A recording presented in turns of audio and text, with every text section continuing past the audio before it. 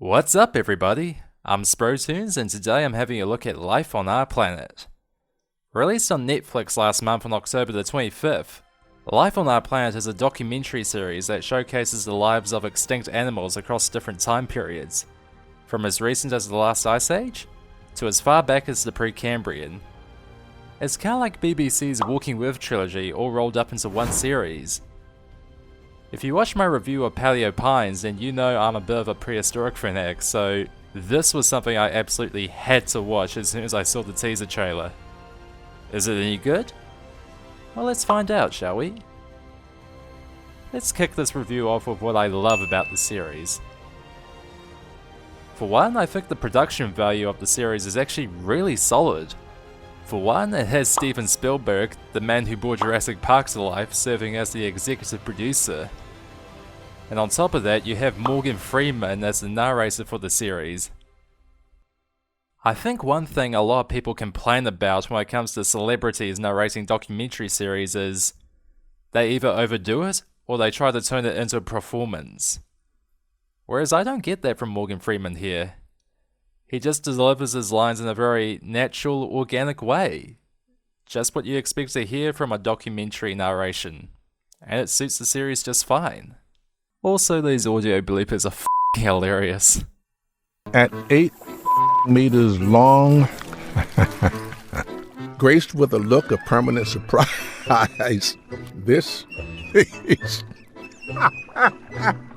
The CGI, animation, and animal designs also look really amazing, all of which are brought to life by Industrial Light and Magic, the same company that worked on the Jurassic Park films.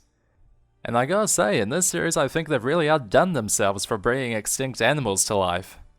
Most of the animals' designs are made to be as accurate as possible based on up-to-date information, and are given cool color patterns to match. Like Dinosaurs, for example, identified as a Gorgonopsid in the show. It has a sleek but powerful build, it is shown with lips covering its fangs, and it's also being portrayed as having hair or hair-like structures on its body, which is highly speculative, but it actually looks really nice. It's a very cool design. Also, on a personal note, Dinosaurs is one of my favourite prehistoric animals. So much so that I had to go see it in a museum. In terms of movement and behaviour, the creatures in the series actually behave the way you expect real animals to. For instance, there is a segment where two terrorbirds are fighting over territory, and rather than just going straight into fighting it with each other, they have a bit of a standoff where they perform a kind of ritualistic dance. Which is not as strange as it sounds, a lot of real life birds today do it.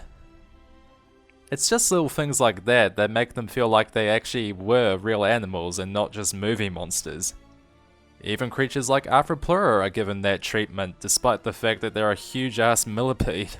Something that you would not believe was once a real animal, but in fact it was.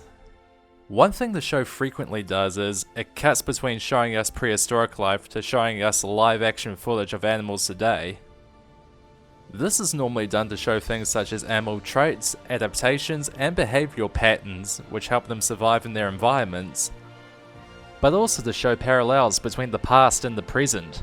For instance, there are a couple of segments that show how reptiles and other early amniotes were able to use their adaptations to become the first vertebrates to live permanently on land. And then it cuts to modern day where it shows how modern reptiles use the same adaptations to live in dry environments.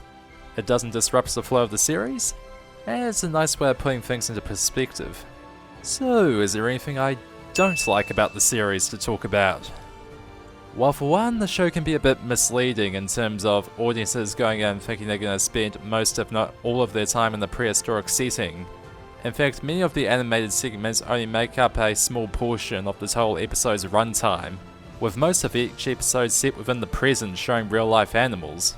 Which isn't strictly a bad thing or anything. In fact, most of the noteworthy scenes in the series are of real life animals and their unique traits, adaptations, quirky behaviours. It's just that if you were someone like me who had seen the trailers, you would be thinking you would be spending all of your time with prehistoric animals and not constantly time jumping all over the place. Speaking of time jumping, I think that's another thing that would throw audience members off. The series doesn't have a linear flow like you would think. You know, you think it starts at point A and finishes at point B, but no, there's a lot of time jumping involved, which can be a bit jarring for some audience members depending on their preference. The last problem I have with the series, which is more of a nitpick more than anything, is there are a couple of times in the series where they don't actually refer to some of the animals by their scientific names, and they're instead just given common names. Like, for example, the terror birds, we don't actually know which species it is, though I'm presuming it is Titanus since it is set in North America. Or earlier when I said the Enostransevia is referred to Gorgonopsin in the series, which technically isn't wrong, it's just not the name of the actual species. It's not really a big issue if you're just a general audience member with little to no knowledge about paleontology, but there are also bound to be a couple of people who are probably thinking, oh, you can pronounce names such as T-Rex or Maiasaura, but you can't pronounce the name of this animal correctly? Come on! Those issues aside, I actually enjoyed watching life on our planet. And I actually managed to learn a couple of things along the way, not just about extinct animals, but animals alive today too. The show is still available on Netflix if you want to go watch it there and formulate your own opinions, which I highly recommend. With that said, thank you for watching my very first show review. Be sure to like, share and subscribe. Let me know if I should review another show in the future. And I'll see you next time.